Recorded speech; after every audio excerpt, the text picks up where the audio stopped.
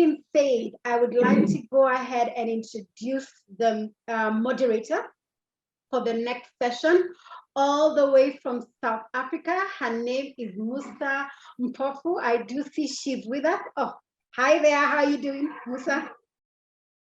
Great. So, Musa, before I hand over to you to go ahead and moderate the next session, I just wanted to give the attendees, the delegates, a glimpse about your background, so that then you can carry on with the next discussion. So, our moderator for this session on global trade opportunities and value chains is Musa Mpofu. Just give me a moment. I'm trying to pull up. Sorry about that. When technology works, it works great. When it doesn't, right? So Ms. Musa Mpofu first joined the fair trade movement when she joined for a fair trade producer organization in KwaZulu-Natal in South Africa in 2012. There, her passion for promoting businesses that uphold social community impact was nurtured. Musa joined WFTO Africa and Middle East in 2018 on a project that sought to promote South-to-South trade to African consumers in their widespread rights as participants in key societal pillars: education, civil society, private sector businesses, and general day-to-day consumers. Her work is about making fair trade ethical, sustainable, relatable to the African consumers, while increasing the footprint of fair, ethical, and sustainable trade in domestic markets. And with that, you can see the background she's had with fair trade is really very important as we have this conversation around empowering Africans to participate in both intra-Africa and global trade sustainably. So welcome, Musa. The stage is yours. Thank you. Thank you very much, and thank you so much for having me here. First of all, good afternoon to everybody joining us. Thank you for taking the time to be here with us. It's a very interesting session that I am joining in after, and what I think I take away from it is we need to stop competing and start complementing each other. So I'm looking forward to hearing from our panelists this afternoon, who will venture the subject of how African businesses can participate in global value chains sustainably. But before we delve into that, I would like to take the opportunity to thank the organizers of the African Trade Conference, and thank you for having me here today to moderate this conversation. Thank you to Regal Africa Business Institute, Regal Africa Center of International Trade, and Elite Global Branding for making this conference a reality. Now, joining me to discuss how African businesses can participate in global value chains, I have on the panel with me today Patience Chindong, who is the CEO of EuroAfrica Link. I have Anna Jankowska, an international consultant at the International Trade Center. Then I also have Oliver Fortune, CEO of the African Innovation and Entrepreneurship Center. First of all, can I apologize if I butchered anybody's name? I'm willing to be taught on how better to say your name. Good afternoon to you all. Good afternoon. Good afternoon, Musa. Great. Good afternoon. Good afternoon. So I think to start us off, I'll allow you guys to introduce yourselves. Tell us who you are, where you are, your previous experience, and then also if you can just add in there the unique value contributed to the African businesses by the work that you do. We'll start with you, Patience. Okay. Thank you, everyone, and thank you, Anne, for this amazing organization of this show. I love it, and this is my second time of attending, and I am really humble with that invitation. So my name is Patience Chindong. I come originally from Cameroon, but I'm based in the Netherlands, the Agricultural Center in the Netherlands. So I am also a board member at the African Alliance at the EU Tech Chamber, where I also give advice like how to trade with Africa, how European companies can enter the African market. In addition to that, I graduated from Wageningen University. And my major there was, my specialization was food law in international settings. So I wanted to understand how food is being produced, how it is being processed, and how it is being exported, especially if it has to cross borders. I am the co-founder of EuroAfri Link. And basically what we do here is that we link agri-producers from Africa to Europe with their product. For example, you can see this amazing oil from Tanzania. So how do you get this oil from Tanzania here in the Netherlands? In addition to that, we also help European companies that want to enter the African market. So for example, you have the Holland Agri-Food. They have amazing products like carrots, potatoes, onion, and garlic, and they export this product mainly to Africa from the Netherlands and also to Asia, as well as the rest of Europe.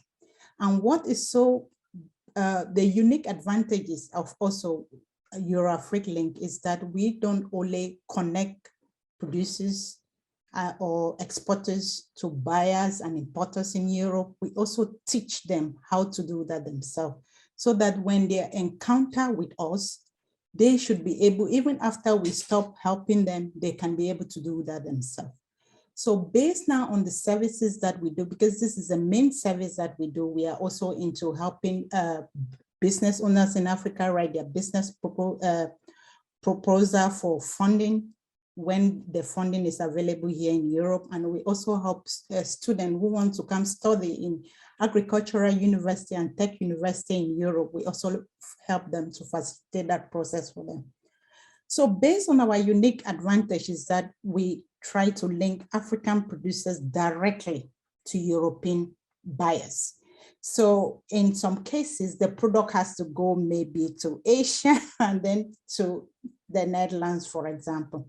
That is with us is directly, and we really make it to be very transparent because we give the buyer and the producer, we bring them on the same platform so that we discuss the modalities and also the price. Each person should know what they are paying and what they will acquire.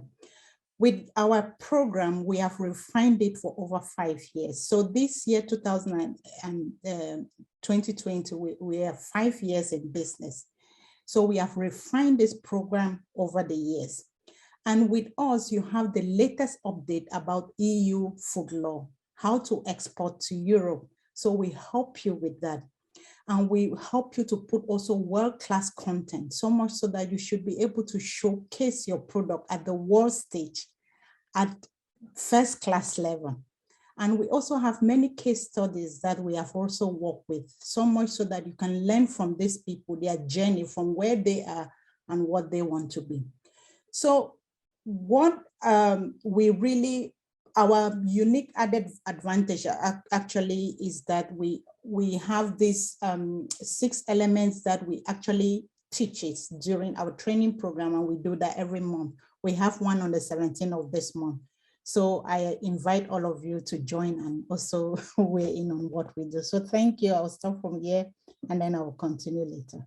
Thank you. Thank you so much for that, Patience. We look forward to having more information about that event, so that also if any of our listeners would be interested in taking part or learning or getting capacitated from that session, they have the opportunity to do so.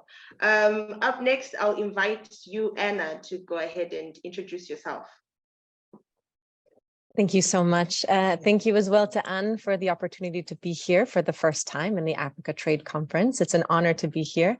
And thank you, Musa and co-panelists for this session. I'm really excited to have this conversation with you all. So my name is Anna Jankowska. Erickson, and I'm a program trade information officer at the International Trade Center in Geneva. And we are a trade development assistance organization under the World Trade Organization and UNCTAD.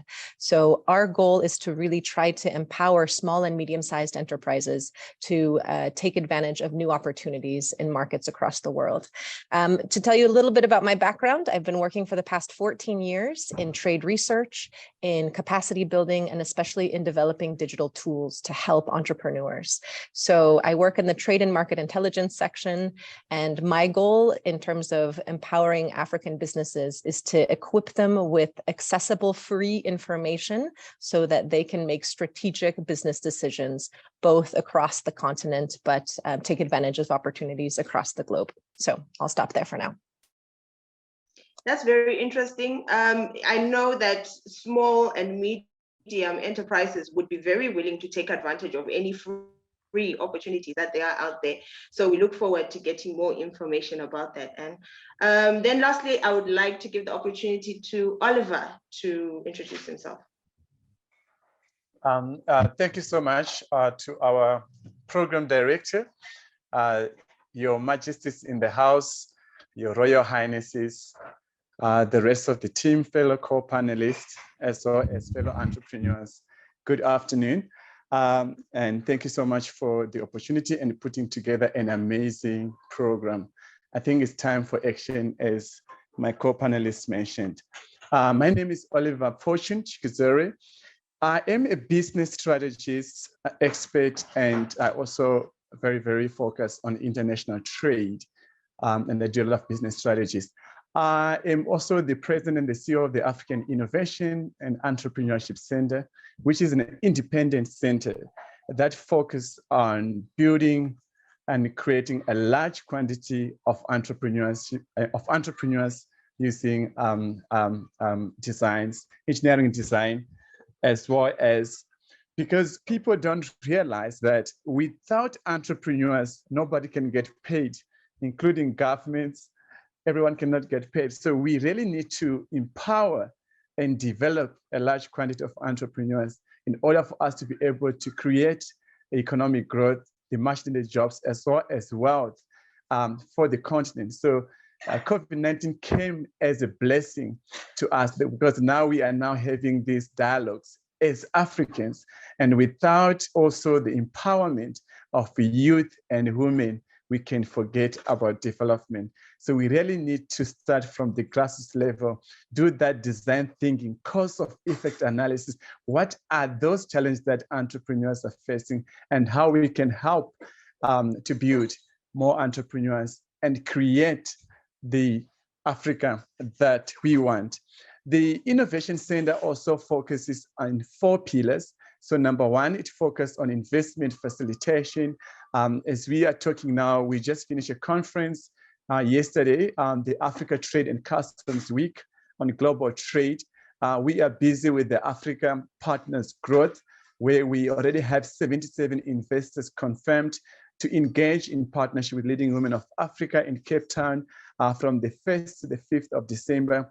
The Global Entrepreneurship Investment Summit is also coming back in March next year, where we are working with investment portfolios that are looking at investing $10 billion in the African projects. Our role is just to facilitate the processes and make sure that the entrepreneurs understand the legal complications and expectations, but also to understand how to put these projects and implement, as well as technical advisory services. Pillar number 2, we focus on trade missions and events. We have a lineup of events that are coming up next year. Actually, the first trade mission will be to the Caribbean with 3 countries, which is Jamaica, Suriname, as well as Guyana, Georgetown in the Caribbean. Then Cape Town. We'll also be having Kenya. So Kenya, we're coming to you in May, as well as we'll be going to the Netherlands and back to the USA in July. So this information will be shared with you. But events are like marketing for us, because marketing is creating an awareness about a product or service. And when we come together as entrepreneurs, we create a market among ourselves. The last two, one is market access or linkages, where we help and develop entrepreneurs to help them to develop products, which is agri-cosmetics and agri-food, and help them to with the markets. Currently, we're selling to Canada. We're also selling to USA as well as in South Africa. This is actually some of the products. If you look at my face shining, it's one of the organic natural product from Botswana. So we do help to develop, facilitate, and to help with certification for our entrepreneurs in Africa. The last one is mentorship program. We have what we call a hand-holding support. When you as an entrepreneur, you are starting a business, there's so many confusion factors on how to validate your idea, how to set up a legal business investor meet, and actually implementing and building your business. So we do have a 9-month mentorship program. And actually also once after that is done, we don't leave you away. We absorb you into the community of fellow entrepreneurs and leaders, and we come together. I think what we can learn as a critical advice from the COVID-19, I think for me is about how do we collaborate using Goal 17 of the Millennium Development Goals, meaningful collaboration and partnerships. We as key stakeholders and as Africans coming together to build the Africa that we want. Thank you.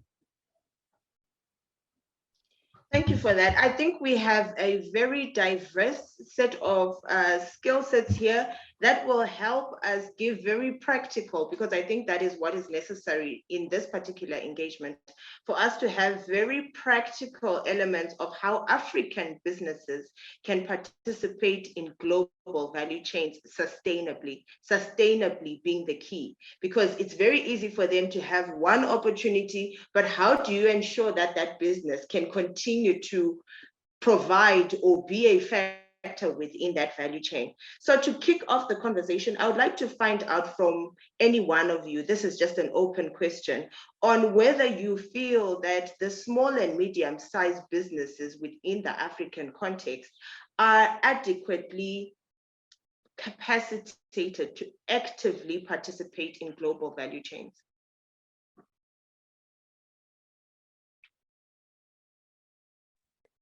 I'll ask you, Anna. Yeah, if I can jump in on this one. I would say that a small portion of them definitely are, and I have interacted with some incredibly competitive and very capable SMEs from Africa, selling beauty products, selling a number of things. So there's definitely that potential there. But in the work that I've done with business support organizations, especially trade promotion organizations, we've been involved in a lot of training on market analysis and a lot of other aspects. And what we found is that businesses sometimes lack the information, lack the capabilities, lack perhaps knowing where to turn, and especially how to connect the different dots of the types of information they need to put their business plan together.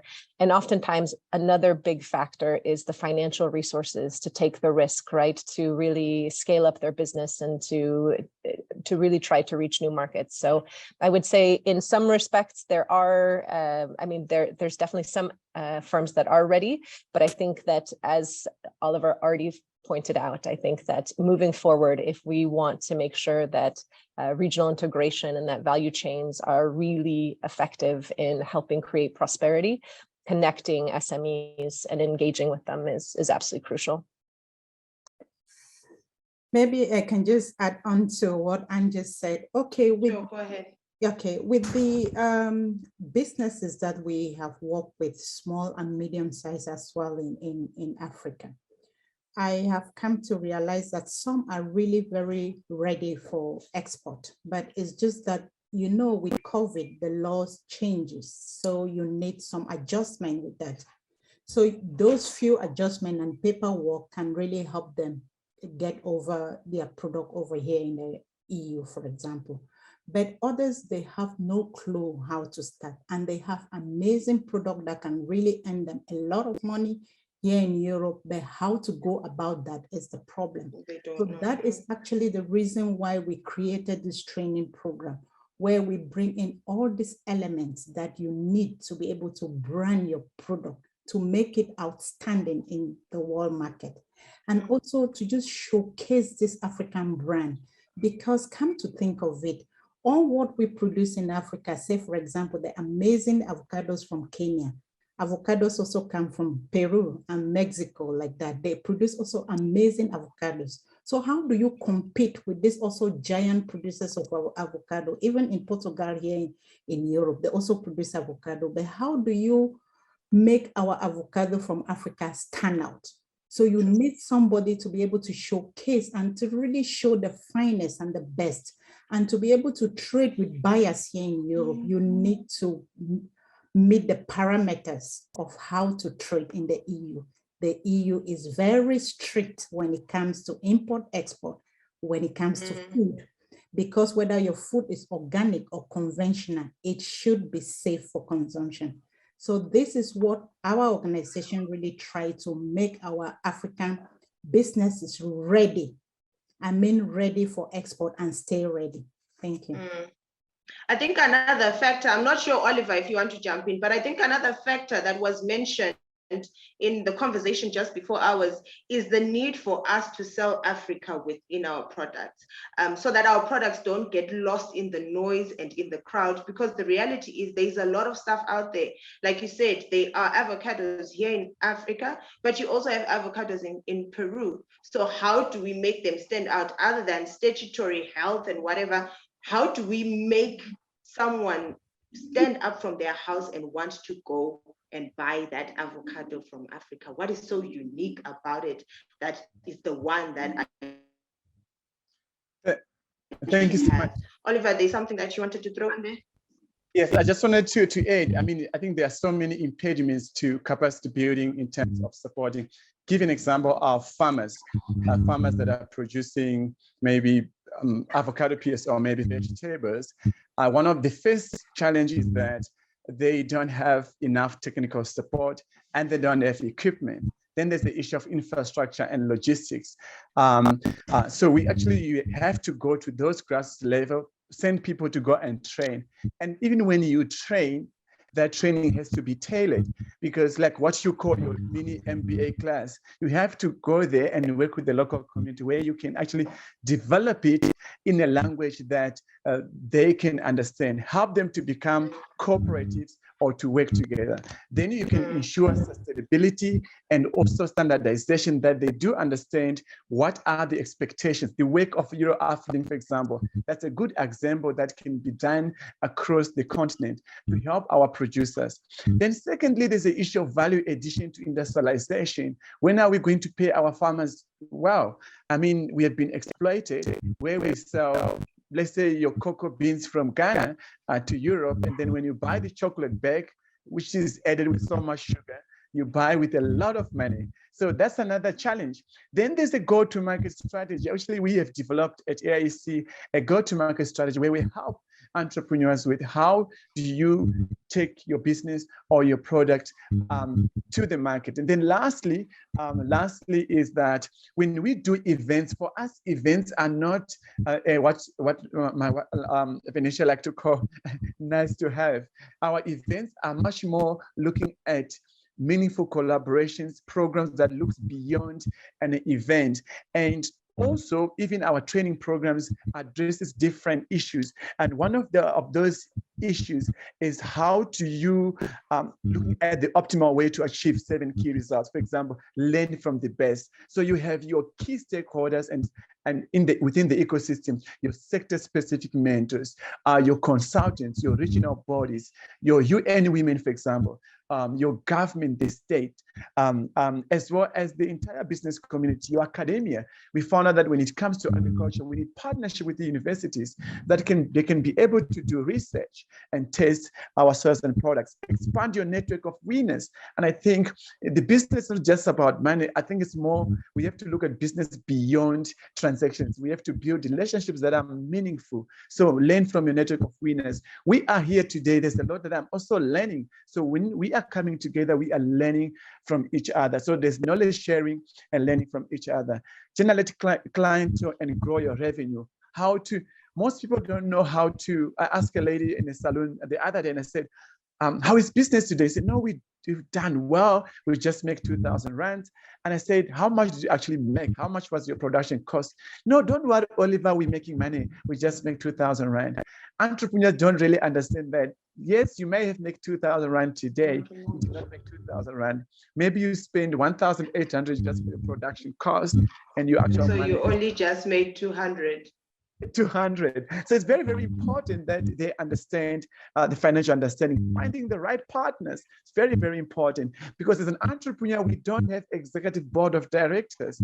So we rely on the support of our fellow entrepreneurs, of our fellow stakeholders. So this thing of collaborative approach is key to the success of any business and finding the right partners. Lastly, that's what we do as well as an organization, is actually to help them how to meet an investor, but also to make them ready and understand that be inspired, build systems. One of the biggest challenge of myself as a CEO, I've been running business for over 9 years, and I was just sales. I did not understand systems. So I had to learn. I think I was a bad CEO. So I had to learn to build systems in my businesses, knowing who I am, what I want to be, and what objectives and outcomes do I want in my business. And so, yeah, it's very, very important that we understand that business is beyond transactions. And lastly, harnessing ideas and take them to the globe.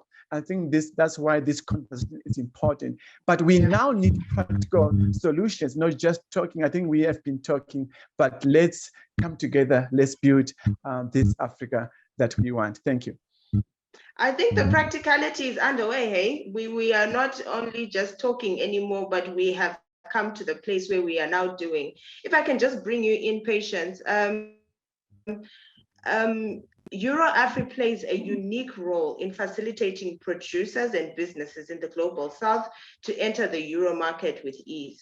What are key elements that a producer should have to actively participate in global value chains, from your experience? Okay, thank you. I have something to illustrate. This is a Unago apple. This is a typical Dutch apple.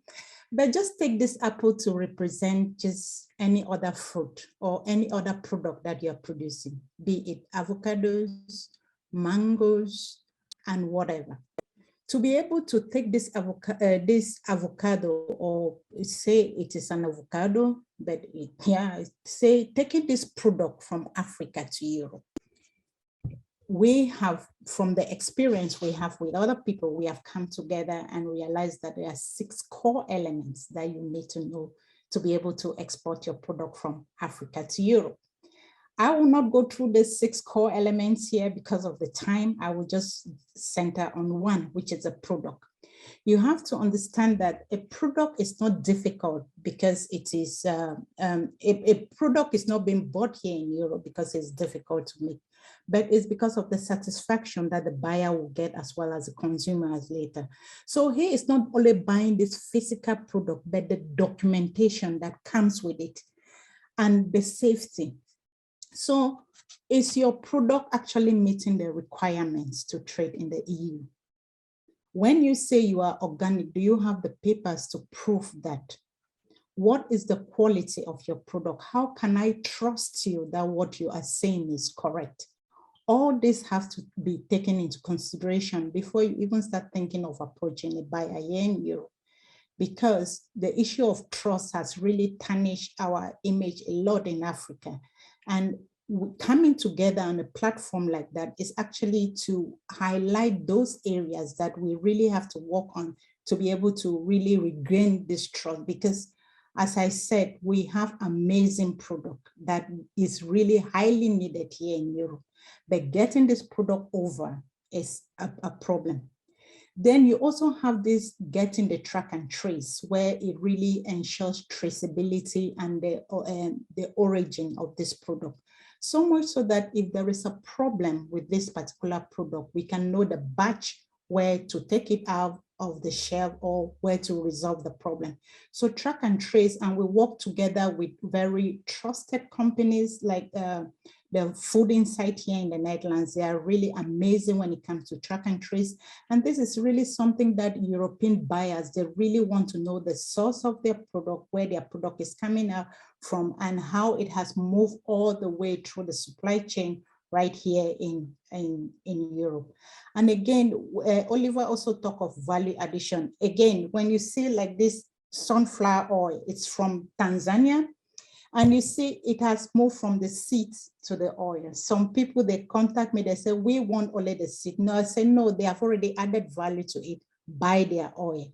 And I am here to showcase this oil, that it is amazing, because the oil that the sunflower oil from Europe, it has been exported to Africa. So we already have the oil in Africa. You just need to know that. And what I find really very interesting with what we are doing at EuroAfri Link is that we don't only bring consciousness to what our African finest or best products are. It also brings awareness to Africans themselves, because right now we are exporting the sunflower oil to South Africa as well. So African countries have got to know about what is even in the continent, thanks to the advertisement, the way we showcase this product, and the passion we put to really make it come together. And again, you have to take into consideration the cost that you need in terms of money, in terms of investment, resources, your time, to make all of this come together. So thank you. So just curious about that, Patience. You said there are 6 elements. Now, in case one of our listeners or our audience is interested in knowing these elements because they would like to venture into global value chains, where do they find them? Exactly. This 6 element is then what we give the details on how to do that in our training program. We really take you through, walk you through based on your particular product, be it avocados that you want to export, habanero pepper, whatever product that you have in Africa that you want to bring to Europe. You join our training program, you register for it, we will take you through. We will show you how to do it, the paper, the organic certification that is needed to trade in the EU, where to get that certification in your country. And we don't only show you how to do that, we connect you to our buyers here. We take the product from you, receive the product at the port, show you if something went wrong with everything, we show that to you. So we really handhold you, negotiate and communicate for you on your behalf. So we don't only teach, but we actually represent you, so to speak. Great stuff, great stuff. Anna, I would just like to find out from you, considering that you also work largely with research, based on recent studies, what sectors in Africa have a unique competitive advantage for developing export-led growth?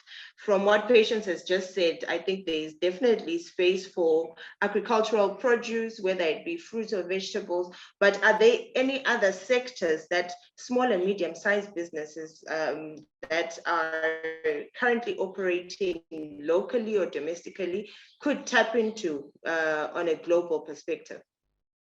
Thank you, Musa. I actually wanted to contextualize a little bit, because Africa is definitely underrepresented in global trade, right? Africa represents 15% of global population, but only about 2.3% of world exports. And I think what's also interesting is that if you look at African trade, only 14% in the last year was intra-African trade, and the vast majority went outside of Africa and mostly in commodities. So there's really a unique opportunity, I feel like, to tap into the potential in intra-African trade. Patience has talked a lot about the opportunities in Europe, and I mean, Oliver I know is also taking advantage of opportunities in the US. So there are a lot of opportunities around, but I think that the intra-African opportunities are quite special and interesting as well. And I wanted to focus a little bit on that. So ITC has something called Export Potential Map, which is an econometric forecast that we do to help you understand how much you could export at the product level level to different markets. And when we look at intra-African trade, we estimate that there is room for an additional 22 billion in exports by 2026. So, and this isn't just in agricultural products, even though food products are prominent in that, but we're also talking about machinery, we're talking about motor vehicle parts, we're talking about beauty products, chemicals. There's really a great deal of potential across sectors. But beyond the products that we are already selling as final goods, one of the things I wanted to highlight is my colleagues are just finishing a report that will be launched at the AU summit that's coming up in Niamey on industrialization and economic diversification. And the study is called Made by Africa, Creating Value Through Integration. And what it does is it looks at the different inputs and outputs, the products that are exported from Africa, and it looks at connecting how those could be put together into value chains. And after looking at over 5,000 products and evaluating over 400 value chains, they identify 94 promising value chains that could be developed that would integrate inputs from at least 5 different African countries to create more sophisticated and higher value added goods. So this study will be coming out in 2 weeks in Niamey, and we will try to circulate it as widely as possible. But what's also interesting about this is that they conducted 10,000 interviews with businesses in Africa to understand what are the challenges that they're facing and actually connecting to these value chains. So what's going wrong? And I mean, there's a lot of sector specific stuff, but what's interesting is that part of it is a lack of awareness that there are even possibilities to find those products on the continent. Part of it is elevated trade and transport costs that make it difficult to source those products. There's payment access problems. And interestingly enough, there's also sometimes even just a lack of trust in the quality of African products, which is ironic because African products are magnificent and are being exported around the world, right? So, but I think it's interesting just to, what I wanted to highlight is that there's an incredible potential across already existing products. If you're interested, ITC has a ton of tools, export potential map, trade map. There's also the African Trade Observatory that helps you identify regional opportunities. I personally work a lot with Global Trade Help Desk, which helps you identify opportunities and also have access to the regulatory information that Patience mentioned, which is absolutely crucial in helping you export. So there's a ton of opportunities out there, but the question is just getting the information and equipping yourself so that you can really take advantage of them. And I think a significant part of creating those value chains comes in creating regional value chains or countries within Africa coming together with their core strength to assist each other, interlink, so that we become stronger on a global perspective. And then it's not just my little company wherever it is, but then it's taking resources and strengths from Patience or maybe Patience's sister in Cameroon or whoever, and bringing that together so that we are more competitive on a global scale and we're able to be sustainable on a global scale. Oliver, I know you touched a lot on it in your previous submission, but I think just for specificity, if I could ask, how does AIEC capacitate business owners so that they are better equipped to remain resilient in global value chains? Resilience is something that we've all learned to become post-COVID. If you want to remain relevant, you need to be resilient. So in your large toolkit that you offer at AIEC, what's there in terms of capacitating for resilience? I think number one, entrepreneurship is not for everyone. But yes, so we do, as I talk about the mentorship programs earlier, I think one of them that we could learn from COVID-19 is business continuity planning, because there are always pandemics, but how do you plan for the unforeseen circumstances? So I think that's number one. And I also think that by having financial support and business acumen, even though now we're talking about how do we harness ideas, take them to the globe, how do we sell our products, how do we participate equally within the global trade, there's another issue on one side we are forgetting here, which is, I think Patience touched on it briefly, which is the certification of our products, the value chain. Bait Bridge Border Post here in Limpopo, South Africa, it transports more than, I think, for 7 countries, but they have digitalized what they call the one window opportunity, digitalized the process and the system. But because of corruption, they are still, electricity is off like 4 hours a day, and they go back to manual, a lot of corruption going on. Last month, we had a product from Nigeria, which is the Master Tea, whereby they sent products to South Africa for the exhibition last month. I'm telling you, it only was cleared 3 days ago when the client already went back to Nigeria. So I think there's a lot of work that we need to do, we as entrepreneurs, to help our leaders.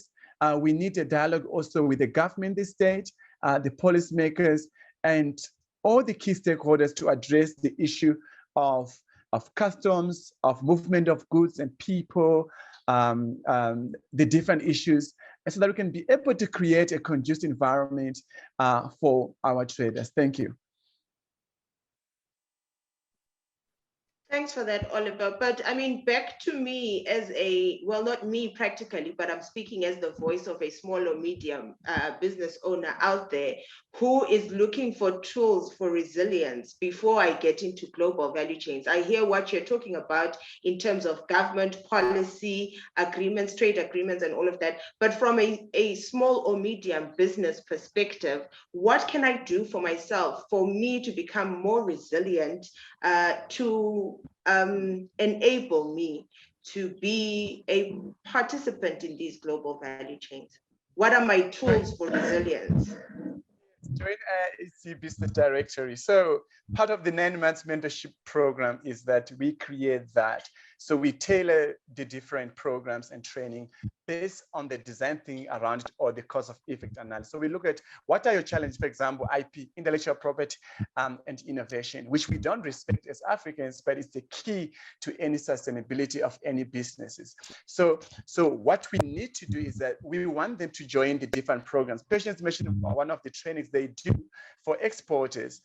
Participate in those training programs, invest in yourself, invest in your team as a business, so that you can be able to empower your team to be able to build a sustainable business beyond your country. So I think, number one, I will encourage them to join our programs.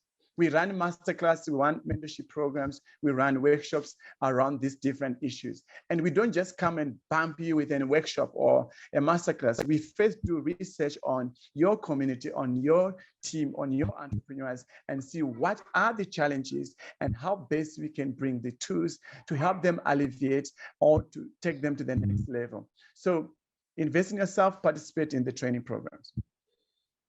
Great stuff. Thanks for that, Oliver. Patience, so a reality with African businesses, especially small and medium businesses, is that economic platforms or economic spaces are constantly challenging. I mean, the exchange rates tend to change. There's a lot of economic factors that make it very difficult for small or medium businesses to remain sustainable. So now I would like to find out from you, how can those small or medium-sized businesses within African economies optimize themselves for sustainability? Okay, thank you for that question, and I am really so happy you asked. So as small and medium-sized businesses in Africa, the very first question you have to ask yourself is, which market am I targeting with my product? Do I want to sell my avocado from one province to the other in the same country? Do I want to sell my avocado from Kenya, maybe to South Africa? Or do I want to cross borders, continents from Africa to Europe? And most importantly, you have to understand the requirements in that country that you want to trade with. Say, for example, you want to trade your avocados from Kenya to the Netherlands. You have to understand the parameters, the norms, the standards of trading that particular avocados in the Netherlands, and you have to respect them. Because the EU is really very strict about food safety. I said it again. And some people will say, okay, I don't have the documentation, I don't have the organic certificate, which, by the way, I want to encourage you all who are really involved in agri-product to go in for the organic certification, because Europe really wants to be sustainable, and they are really encouraging organic farming, and products that are coming in, I want to look at it as complementary to what Europe already has. I don't want our product to come compete with them, with European product. No, I want us to come complement them, but we compete with other people coming from other areas with the same product.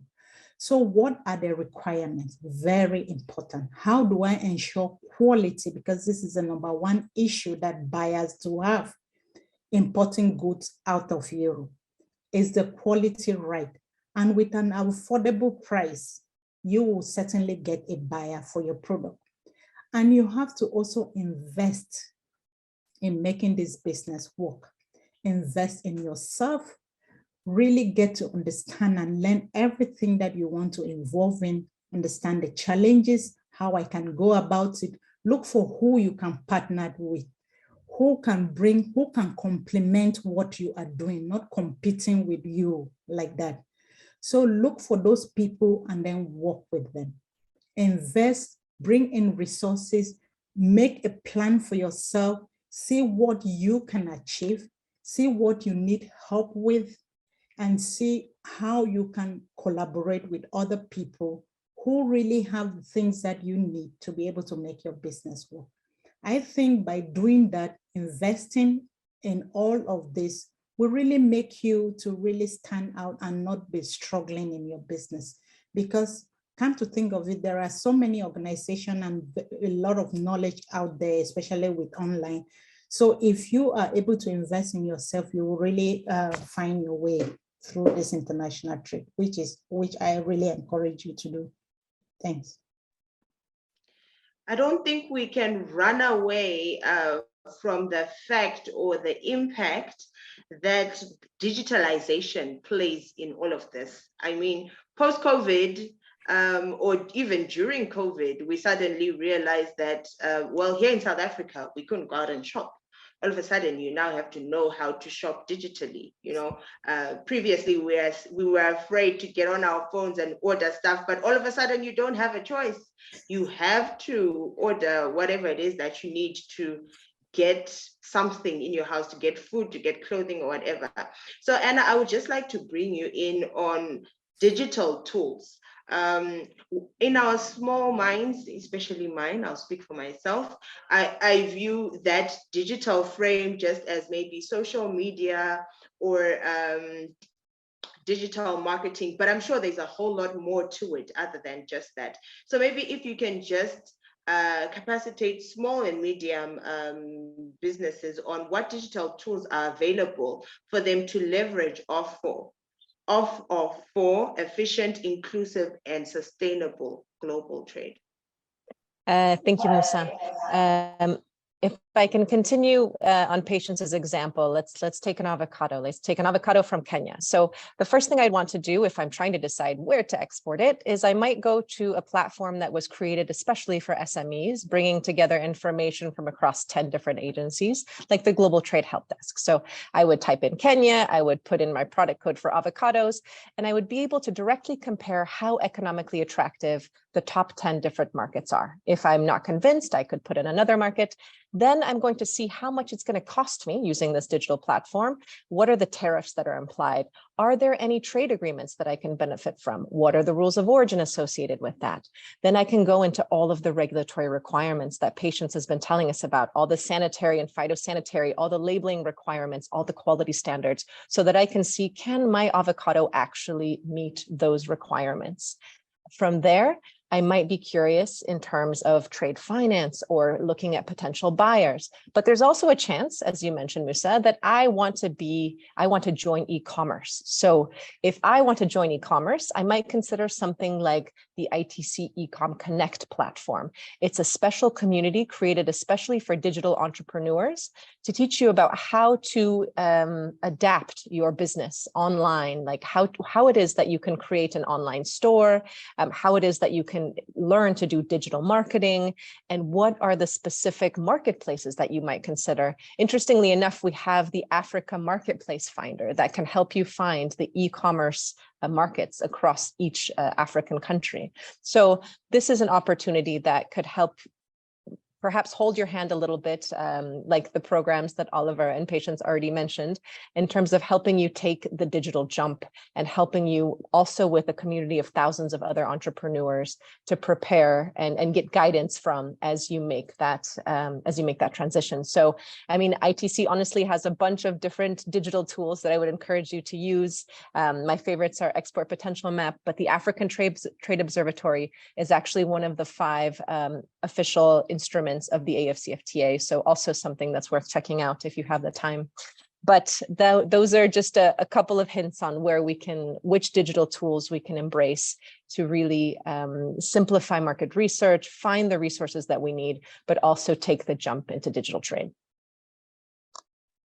Thank you for that, Anna. We're fast running out of time, but I think if we can take a moment to answer the questions that have been asked by our audience, because they are the people who are giving the information to. So the first question is for Anna. How does the World Trade Organization work with SMMEs? Is it directly or through our partners or both?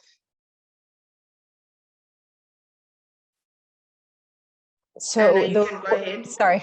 Okay. So the World Trade Organization actually, so it creates policy, right? The World Trade Organization is where you negotiate all of the different tariffs and all of the different agreements between countries. But interestingly enough, the World Trade Organization also has an informal working group dedicated to micro, small, and medium enterprises.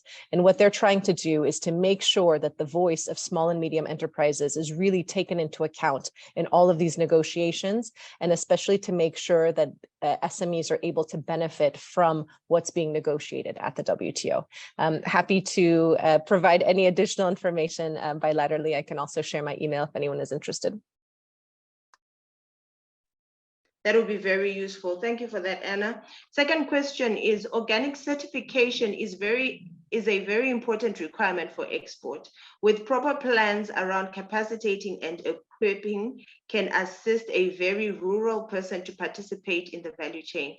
Is there any solutions that target upskilling bottom of the pyramid communities who can participate here? Oliver, do you know, or should we give it to Patience?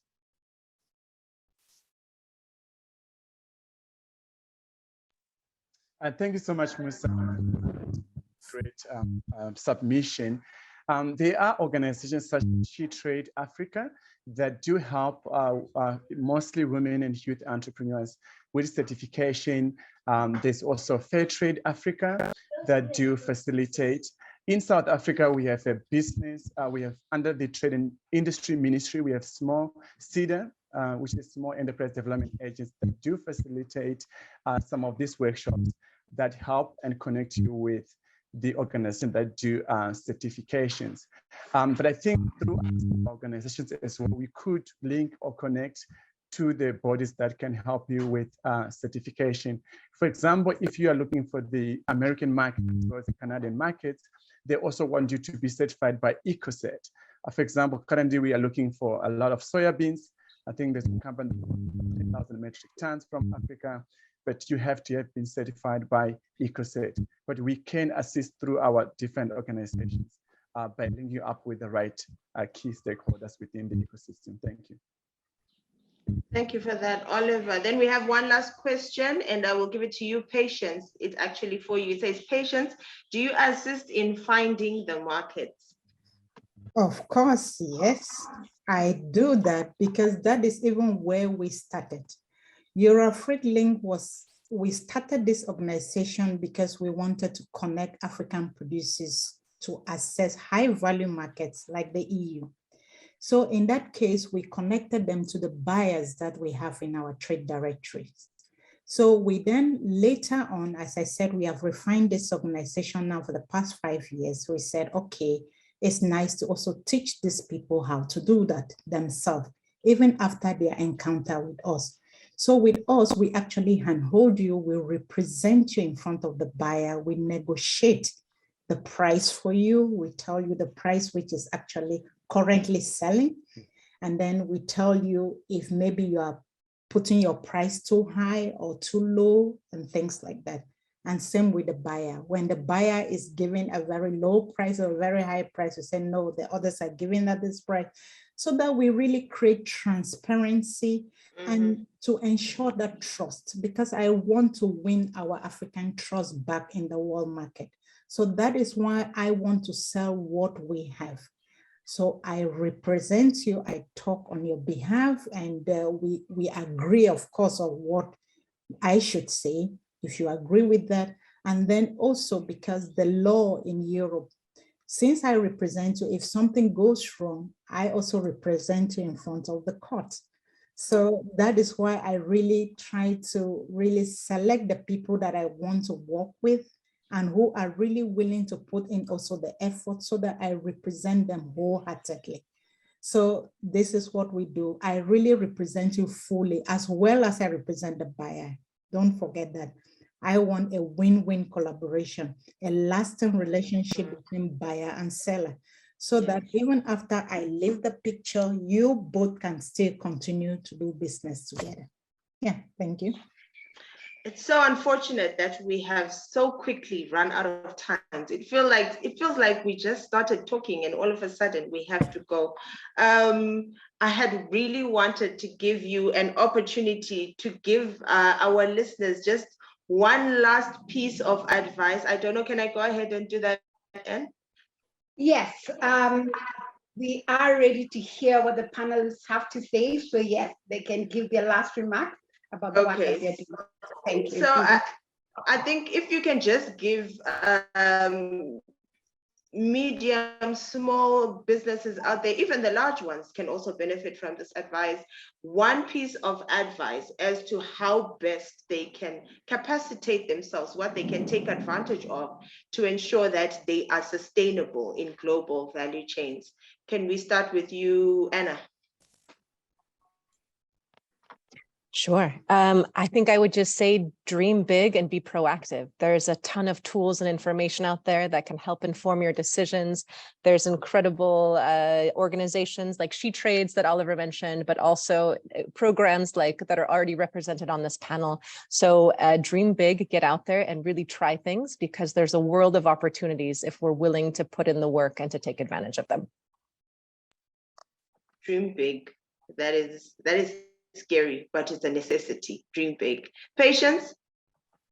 I would say, don't wait to be great for you to start a business. You have to start to get great. So what is holding you back? With all this information that you have heard today, will you then take that courage to contact us and get this done? Well, how do you want to be remembered? You have greatness in you, and I really want you to share that greatness with yourself, with the life that you want to live, with your family and with your community. So let's get started.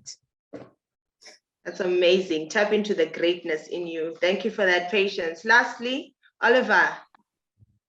Thank you so much, Musa, and the rest of Africa. It was a great session. I wish they say in the media, time is the enemy of media. But I think lastly, I'll comment on, it was the one of the last question. And for me, it's by leveraging the power of emerging exponential and digital technologies. Like African entrepreneurs are now living through an unusual time, which the capacity of technology to solve problems is starting to match the scale of the business market challenges, but also with the Africa Free Continental Agreement, which we think we have to fully participate as youth and women, and we have to engage in March as well, because also one of the biggest challenges for us to be able to achieve or to fully implement the AfCFTA is without youth and women, we can forget. So we need that inclusion. And participate, yes, you can reach us. I think if you go to the website, Africa Trade Conference, my LinkedIn profile is there. You can link us and reach out to us. We have a prompt. We do prompt response and participate in the different trainings. I think EuroAfri is also doing some trainings. We also do some mentorship programs. So register and participate in investing in yourself and your team, and let's build Africa that we want. Thank you. I like that.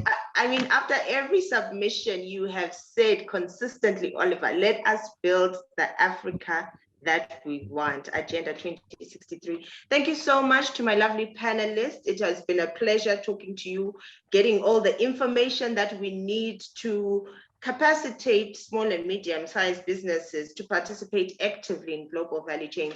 For me, it's been very beneficial. I've scribbled a lot of notes, and I hope the people who have also listened have benefited largely from your skill set, your expertise, and your experiences. So thank you so much for participating, and we look forward to seeing more of you on the social media spaces or in the platforms that you work with as we continue to seek more of your assistance.